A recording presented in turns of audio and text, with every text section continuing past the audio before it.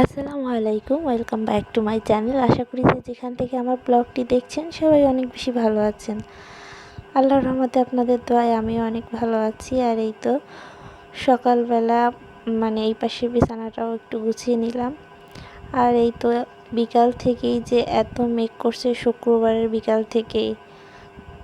আর তো সারাক্ষণ বৃষ্টি আর বৃষ্টি, বিকাল থেকে শুরু হয়েছে এখন পর্যন্ত তো আর থামার কোনো নামই দেখতেছি না।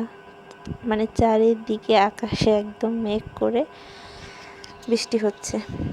আসলে বৃষ্টি কম বেশি সবারই ভালো লাগে, কিন্তু কতক্ষণ আর ভালো লাগে, বেশিক্ষণ বৃষ্টি একেবারে এই যে বৃষ্টিতে চারিদিকে পানি থই থই হয়ে গেছে। এখন আর বৃষ্টি ভালো লাগতেছে না, কেমন একটা ঘরের মধ্যে অন্ধকার, এত বৃষ্টি হচ্ছে।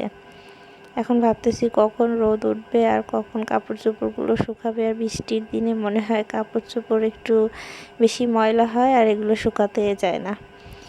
আর এই তো বৃষ্টির মধ্যেই সকালবেলা উঠে চলে গেলাম শ্বশুর বাড়ি। ছেলেটা অনেক জেদ করতেছিল যে দাদা বাড়ি যাবে।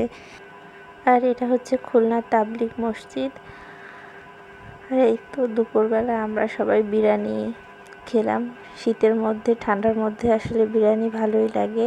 বললাম বেশি কিছু ঝামেলা করার দরকার নেই, শুধু বিরিয়ানি আর এই যে ডিম ভুনা, এটা হলেই হবে। বৃষ্টির মধ্যে খেতে তো ভালো লাগে, কিন্তু রান্না বান্না তো আসলেই একটা কষ্টের কাজ। এই তো মা সবাইকে ভাত বেড়ে দিচ্ছিল।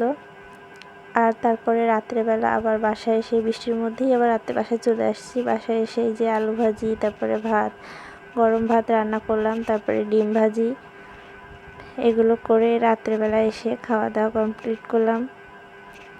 আর এই তো আজকের ভিডিওটা এই পর্যন্তই। ভালো লাগলে সবাই লাইক কমেন্ট করে আমার পাশে থাকবেন। আসসালামু আলাইকুম। আর অবশ্যই আমার চ্যানেলটা সাবস্ক্রাইব করে দিবেন।